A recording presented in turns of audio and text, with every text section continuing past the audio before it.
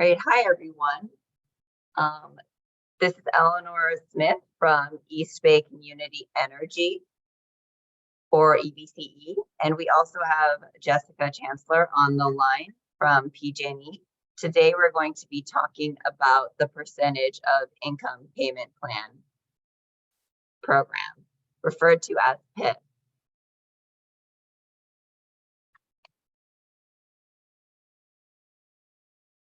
Before we get started, a few comments about the public webinar. This webinar will be recorded and posted to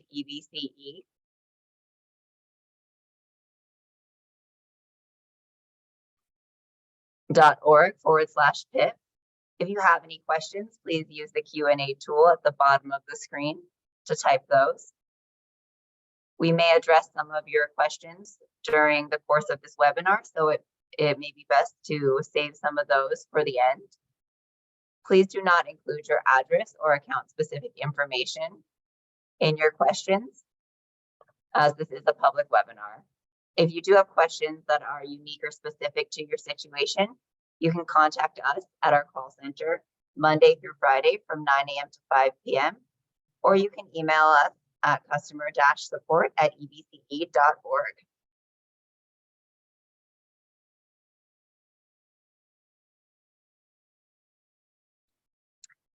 Before we go into PIPP, I'm going to give a brief introduction to East Bay Community Energy, since this may be the first time that some of you are hearing about us.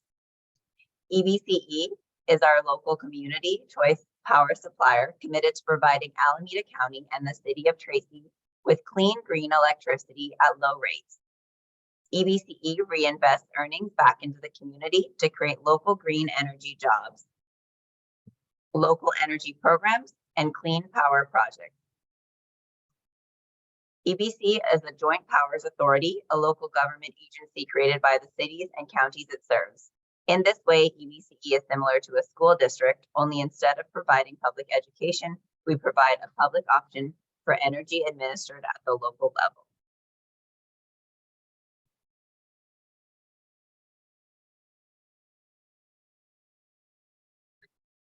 First, it's important to note that all EBCE customers remain PG&E customers for everything except the source of the energy. EBCE is default and prefers more renewable energy from natural resources like wind and solar, which is then delivered through PG&E's lines and wires to customers. These two services, power generation and power delivery, are billed separately on your PG&E bill.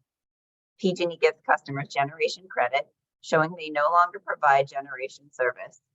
In short, PG&E continues to handle billing services and maintain the electrical grid, while EBCE provides customers with power generation, including more renewable energy choices. Next, we'll discuss what those choices are, and also note that EBCE does not provide any gas service, just electricity.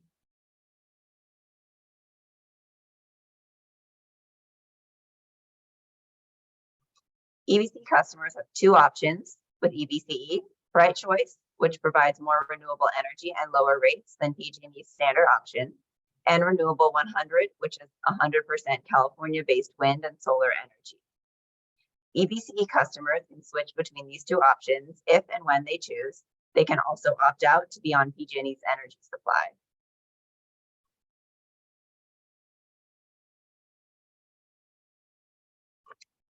Now I'm going to cover the percentage of income payment plan, or PIPP, which is administered by both EBCE and PG&E. PIPP is a 4-year pilot program, and the goal is to save customers who are enrolled in the California Alternate Rates for Energy or CARE program money and prevent disconnections due to non-payment. The PIPP bill discount caps electric and gas charges at a monthly set level, plus taxes and fees. Space in the program is limited, so we will conduct a lottery if there are more applicants than program spots. You'll be added to a waiting list if you're not selected. That being said, we do expect to accommodate most applications that come in by our initial March 30th deadline, and we strongly encourage you to apply if you've received a PIPP interest letter.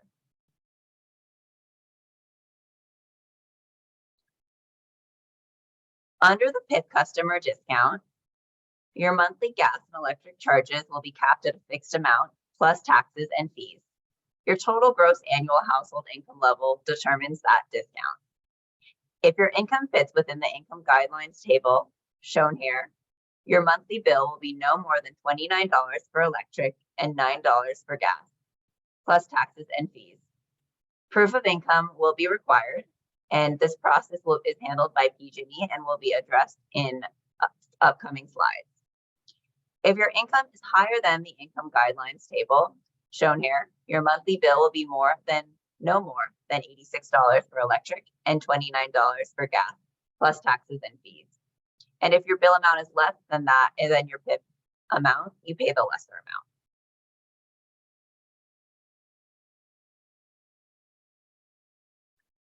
The PIP discount for electric is split over the total cost of the generation provided by EBCE and the transmission and delivery service provided by PG&E. So for example, if your electric amount is capped at $29, your transmission and distribution PG&E charges will be no more than $18, and your generation EBCE charges will be no more than $11. Or if your electric amount is capped at $86, your transmission and distribution PG&E charges will be no more than $53, and your generation EBCE charges will be no more than $33. Here is an example of an electricity bill for a care customer who receives EBCE generation service and PG&E transmission and distribution service. Both pictures are from the same bill. On the left are the details of a customer's PG&E electric delivery charges, which total $46. Under PIP, the PG&E electric delivery charges would be capped at $18 or $53 plus taxes and fees, depending on your income level.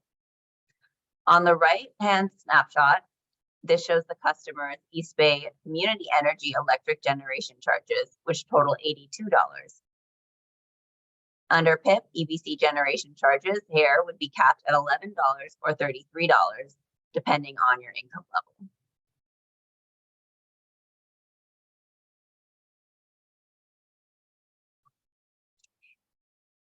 In order to be eligible for PIP, you must be enrolled in care, live in a predetermined zip code, which is one of EBCE's top 20 zip codes with highest disconnection rates, or have been disconnected 2 or more times between March 2019 and March 2020. You must also have a smart rate and be on one of these common rate plans that are listed here. Participants cannot be enrolled in a third-party gas service provider, so in a service provider that is not PG&E for gas. They can also not be enrolled in another pilot or budget billing plan, and cannot be a NEM or solar customer or a master meter tenant.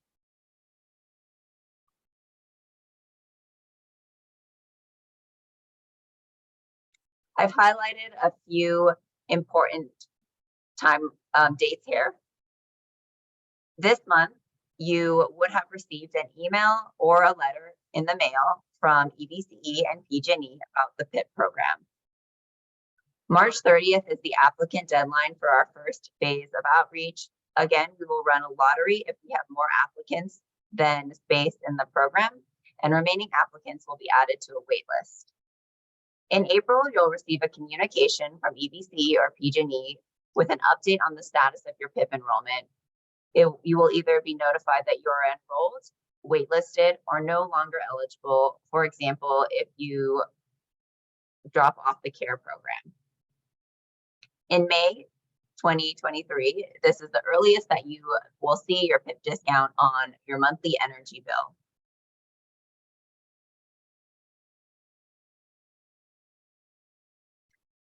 There are a few enrollment options for joining PIP or applying to PIP. The easiest one is applying online at ebce.org/PIP. When you get to that website, there's a button that says apply now, and it will bring you to the online form. On the online form, you will enter some personal information like your name and address, and you will also be required to enter your personalized 10-digit enrollment code.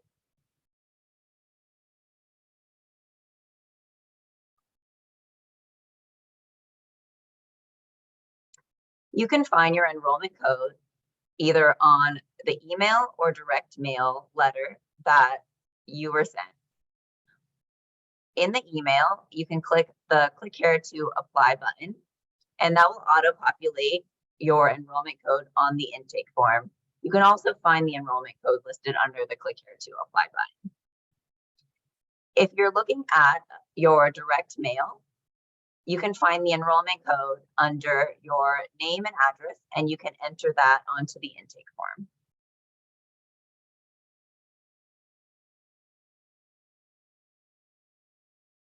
Another way to apply is by mail. If you received a PIPP interest letter by mail, you can apply with the provided form and business reply card and use the postage paid envelope to return your form. Here's an example of what the form and the business reply card looked like. You can also call the EBCE Contact Center if you have questions or want to apply for a representative. We're open Monday through Friday from 9 a.m. to 5 p.m.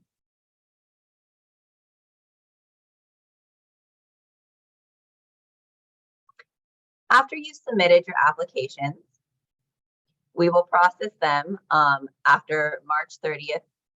And if the number of applications exceeds the number of program spots, we will run a lottery. Again, you'll be notified of your status, enrolled, waitlisted, or no longer eligible within 7 to 10 days after the application is processed. If you're enrolled in the program, a line item showing the PIPP discount will show up on your monthly energy bill as early as May. Depending on the selected PIPP enrollment level, you may be required to verify your income. PG&E will go into this in more detail on the next few slides. Once you're enrolled, you remain enrolled in the program through February 1st, 2027, which is when the pilot sunsets. Unless you become ineligible or choose to unenroll, then you would leave the program earlier. You can choose to unenroll at the program anytime too by contacting the PG&E Contact Center. And I'm going to pass this over to Jessica from PG&E to talk a little bit more about how the post-enrollment proof of income works. Great, thanks so much, Eleanor. Again, my name is Jessica Chancellor. I am with Pacific Gas and Electric Company and partnering with East Bay Community Energy on this great opportunity to bring a savings program to targeted care qualified customers. One of the requirements for customers who do select the program participation of the lower bill caps, so if your income was indicated as being within the table provided, as shown to you on slide number 7, then you will receive a follow-up mailed communication within 7 to 10 business days of being enrolled in the PIPP program.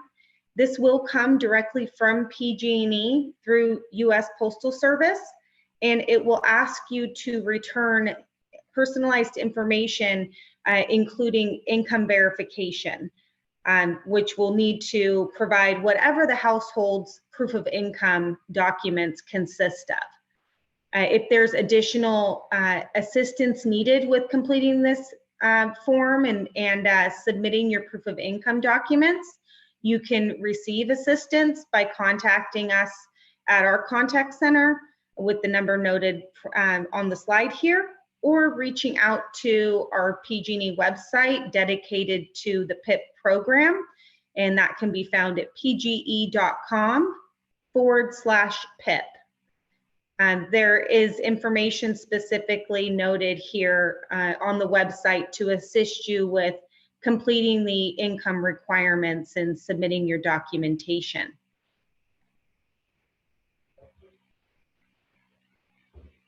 Next slide, thank you.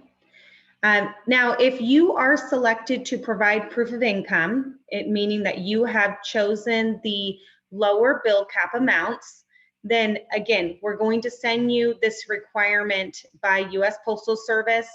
In the letter, it is going to advise customers that they will have 90 days to provide their proof of income. If a customer does not provide the proof of income within that time period, then they will be moved to the higher bill cap amounts, which is noted as $86 for electric and $29 for gas, plus taxes and fees, you will receive a notification at the expiration date of the 90 days. If you have submitted your proof of income and all documents have been reviewed and approved, you will receive a confirmation letter in the mail advising that you will continue to receive the $29 electric bill cap and the $9 gas bill cap, plus taxes and fees. And if there is required additional information needed to be submitted, you will also receive a notification by mail in regards to that. So one thing for you to recall or remember after this presentation is that if you are required to provide proof of income, you will be notified by mail and you will have 90 days to do that. And then any follow-up communications regarding that process will come to you again by mail, but you are welcome to give us a call in the contact center to receive additional assistance if needed. Next slide. So some commonly asked questions from customers that are required to provide proof of income is, what if I don't provide my proof of income, or if I don't send it in by the required date?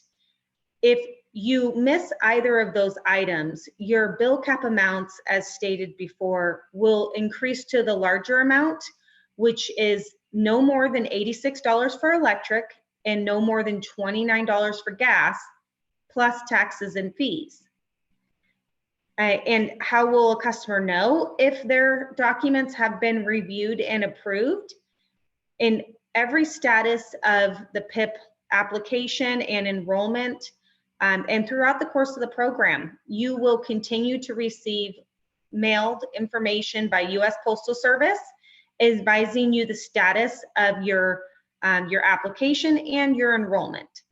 So once your documents have been reviewed, you will receive a communication advising that either A, you've been approved and you will continue to receive the discount, B, you haven't provided enough information and we need additional information from you, or C, you have not provided the information in a timely manner, or you've provided documents that exceed the allotted dollar amounts. And in that case, you'd be moved to the larger income allotment, which would provide you the higher bill caps.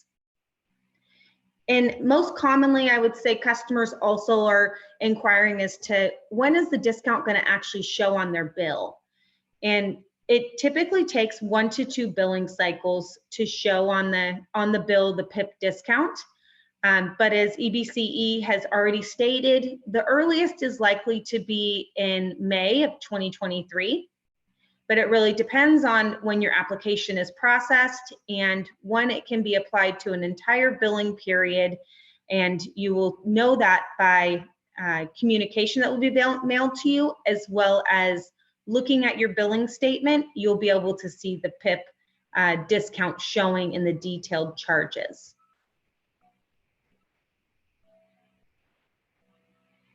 Okay, and I'll hand it back over to Eleanor now to share additional information. Thank you, Jessica. Yeah, if so, now I'll open it up to Q&A. If you have any questions, please drop it in the Q&A box. I don't see any right now, but I'll give it a moment in case anyone has questions.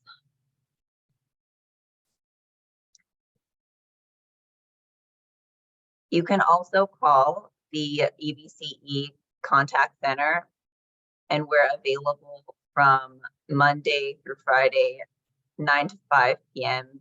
if any questions come up, or you can learn more or apply for the program on the PIPP webpage at ebce.org/PIPP.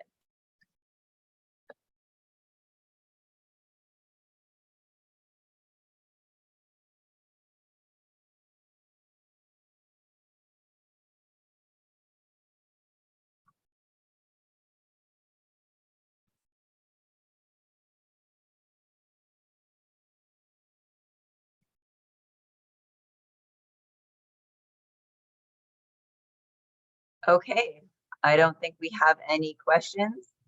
Thank you everyone for attending.